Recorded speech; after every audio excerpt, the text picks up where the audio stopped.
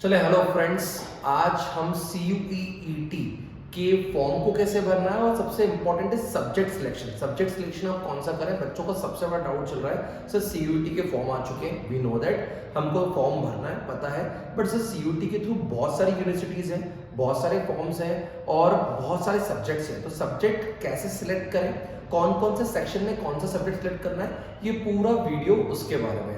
तो let's start with it. थोड़ा सा पेशेंस रखिएगा दोस्तों, मैं ट्राई करके आपको सब कुछ एक्सप्लेन करने की कोशिश करूंगा। इवन ये वीडियो डेडिकेटेड है कुछ स्पेसिफिक यूनिवर्सिटीज के लिए जो CUET के साथ रजिस्टर्ड हैं और इंडिया की टॉप मोस्ट यूनिवर्सिटीज हैं, जिसमें दिल्ली यूनिवर्सिटी आ गई, जामियाबाद यूनिवर्सिटी आ गई, BHU आ गई, JNU आ गई और सबसे इंपॉर्टेंट इंदौर की DAVV यूनिवर्सिटी आ गई, जिसकी ऑल ओवर इंडिया रैंकिंग अभी चल रही है 27। तो दोस्तों ये पूरा वीडियो उसके बारे में रहेगा। तो लेट्स स्टार्ट विद इट। अगर हम बात करें तो सबसे पहले आप देख लो, आपको पूरा डिटेल गिवन है CUET के बारे में कि NTA कंडक्ट करा रहा है, ऑनलाइन होगी।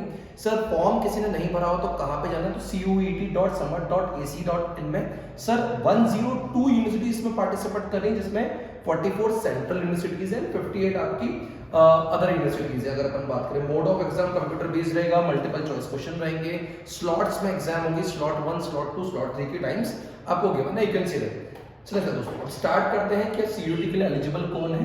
तो टू बी वेरी फ्रैंक, आपने 12th आपकी क्लियर होनी चाहिए, 12th में अपेयरिंग वाली अगर आपकी मार्कशीट है तो उसके लिए आप CUET के फॉर्म के लिए एलिजिबल हो, CUET के एग्जाम के लिए एलिजिबल हो, आप अपना फॉर्म भर सकते हैं। ठीक है दोस्तों, लेट्स गो अहेड। सर कौन सी अच्छी बड़ी यूनिवर्सिटीज है, तो यूनिवर्सिटी की पूरी डिटेल्ड लिस्ट है 102 यूनिवर्सिटी की, बट उसमें से जो कुछ अच्छी यूनिवर्सिटीज है उनकी डिटेल आपके सामने देखे रखी है। इसमें आपको पता है जामिया अहमदाबाद, अगर मैं बात करूं दिल्ली यूनिवर्सिटी, टिस के बारे में बात करूं and so on.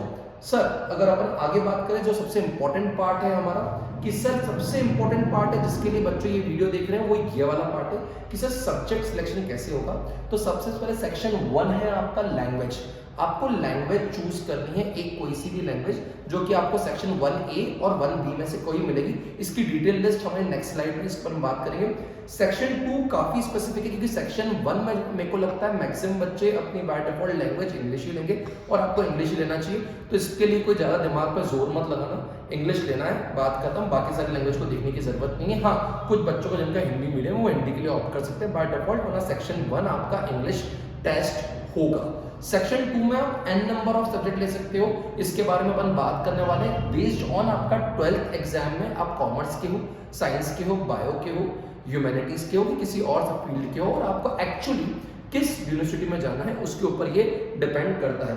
Section 3 is general test. By default अगर मैं तो बताऊं तो वो मैक्सिमम यूनिवर्सिटीज के लिए कंपलसरी है।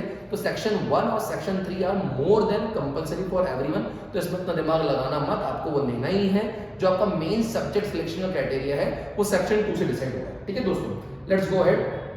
सेक्शन 1 में जो लैंग्वेज के ऑप्शन है बहुत सारे दिए हुए हैं, हम इस पर डिस्कस कर चुके हैं। इसमें आपको बाय डिफॉल्ट इंग्लिश लेनी है। मैं थोड़ा कट टू कट और स्पेसिफिक जा रहा हूं ताकि बच्चों का टाइम वेस्ट ना हो, बहुत डायरेक्ट नॉलेज मिले। सेक्शन 2 सबसे इंपॉर्टेंट है, सेक्शन 2 सबसे इंपॉर्टेंट है। यहाँ पर आपको लिस्ट ऑफ सब्जेक्ट गिवन है कि इसमें से आप कितने सब्जेक्ट ले सकते हो। यहीं पे आपका सब्जेक्ट सिलेक्शन आता है, सब्जेक्ट कॉम्बिनेशन आता है, डिपेंड ऑन डिफरेंट यूनिवर्सिटी। तो लिस्ट तो बहुत सारी है, बहुत बड़ी है, इसमें से कौन से सब्जेक्ट लेने हैं इसके ऊपर हम बात कर रहे हैं यहाँ पे। चलिए दोस्तों अब आराम से आप समझे।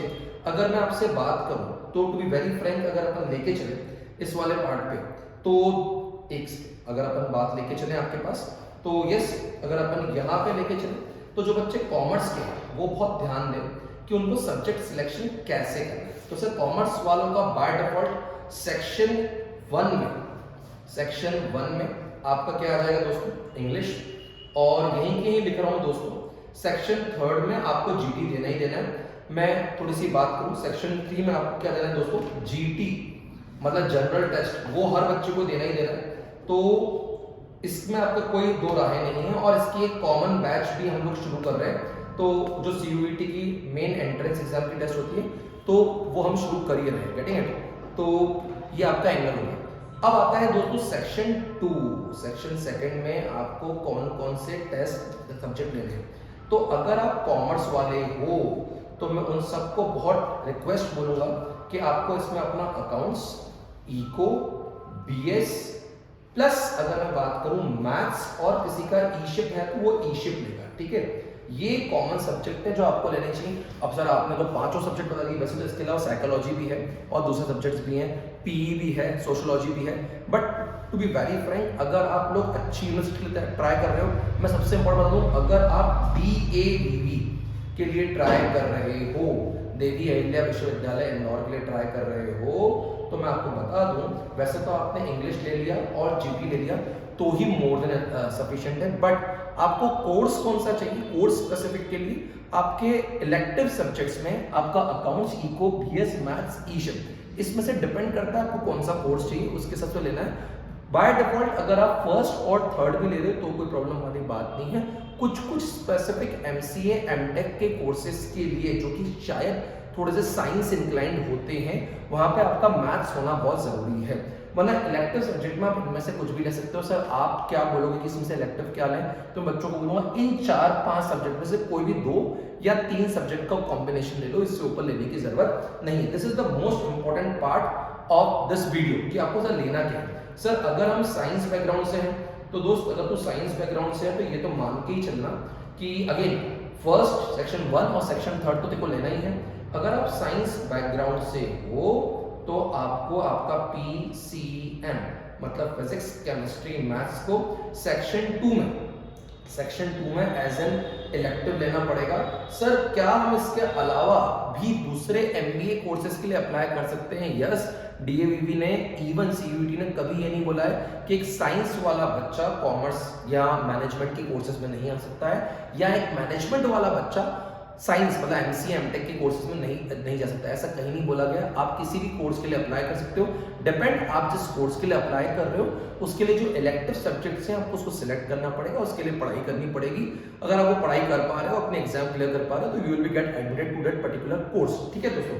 अब सर थोड़ी सी और बात, ये यहाँ पे किसी को कोई भी डाउट हो तो अपने कमेंट सेक्शन में पूछ सकता है, क्योंकि देखो इस पे आप कौन सा कोर्स प्रेफर कर रहे हो, आपका आगे करियर प्लान क्या है, ये बहुत ज्यादा डिपेंड करता है। आप इंदौर में रहना चाहते हो, इंदौर से बाहर रहना चाहते हो, आप दिल्ली जाना चाहते हो, ड्यूम की बात करें तो ये डिपेंड करता है कि आपको जाना कहाँ पे, गेटिंग इट। क्योंकि इसके अलावा अलग अलग कॉलेजेस अपनी कॉम्पिटिटिव एग्जाम तो ले ही रहे हैं। जैसे अपन बात करें, क्राइस्ट अपनी एग्जाम ले रहा है, नरसिंह मुंजी की खुद की एनपैट चल रही है, सिम्बोसिस की सेट है, तो अलग अलग कॉलेजेस की अलग अलग, और आईटी मैट और जिपमैट तो है ही। तो ये ऐसी एग्जाम्स तो अलग से स्पेशल कॉलेजेस के लिए हो रही हैं जो CUET से हटके हैं, और सर इन सब की तैयारी भी हम लोग कराते हैं। अगर किसी को लगता है कि उसको किसी भी केस से असिस्टेंस चाहिए, कोई हेल्प चाहिए, कोई नोट्स चाहिए, तो we are there for that, ठीक है।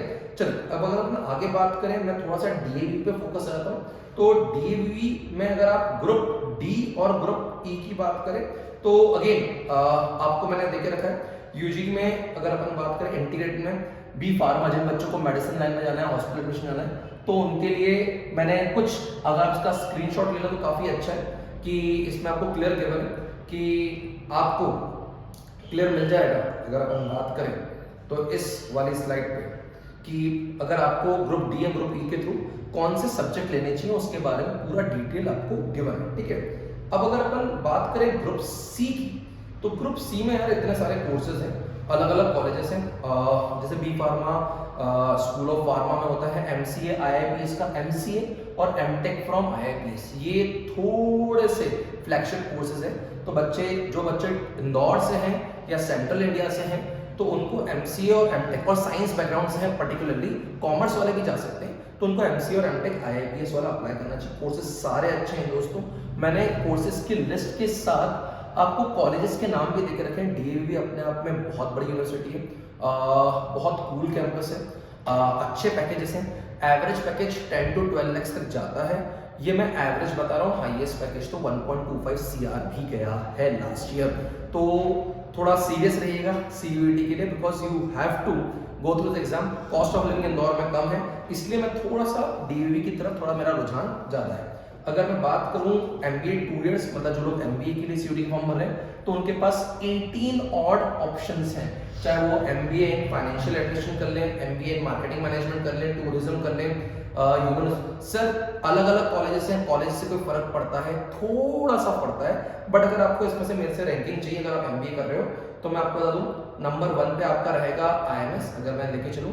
नंबर 2 पे रहेगा आपका एक सेकंड, नंबर 1 पे रहेगा आपके पास IMS, नंबर 2 पे रहेगा आपके पास IIPS, नंबर 3 पे रहते हैं फिर SOC और SOE। हाँ, इलेक्ट्रॉनिक मल्टीमीडिया में भी अगर आपको जाना है तो उसके लिए भी आपके पास ऑप्शन है EMRC का। ठीक है दोस्तों, अब अगर अपन बात करें ग्रुप बी से रिलेटेड कोर्सेज, ये सारे कॉमर्स वाले बच्चों के लिए कोर्सेज है, तो ध्यान रखिएगा कॉमर्स वाले बच्चों को अटेंशन पे करना पड़ेगा।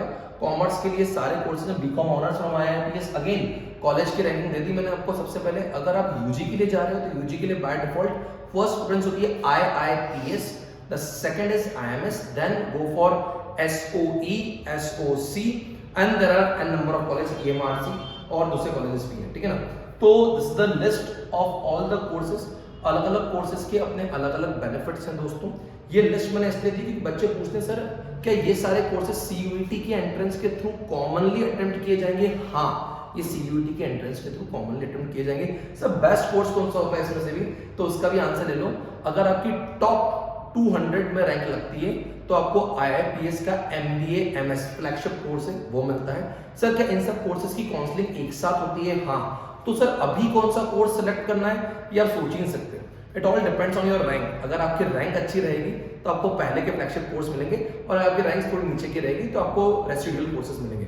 तो सबसे बेस्ट कोर्स होता है MBA MS from IIPS, the second best course होता है MBA e commerce from IMS, the third is B Com honours from IIPS, then MBA tourism भी है और अलग अलग कोर्सेज है दोस्तों, एन नंबर ऑफ कोर्सेज हैं। सब पे एक डिटेल्ड वीडियो पहले ही बना के रखा है, आने वाले टाइम पे मैं और बनाऊंगा। अगर आप कनेक्टेड रहेंगे, आपकी DAVV से रिलेटेड कोई भी क्वेरी हो, CUET से रिलेटेड कोई भी क्वेरी हो, फॉर्म भरने से रिलेटेड कोई भी क्वेरी हो, तो आप कमेंट सेक्शन में बता सकते हैं। We will give you a proper helpline number, उसमें हम आपको पूरा सपोर्ट करने की कोशिश करेंगे। लास्ट ईयर भी सारे बच्चों को सपोर्ट किया था। एक अच्छा एल्यूमिनाई क्राउड IIPS में है। I myself the faculty in IIPS, तो जितना सपोर्ट कर सकता हूँ दोस्तों with respect to internal information, external information आपको करता रहूंगा। तब तक के लिए thank you so much, have a nice day, nice career and nice life.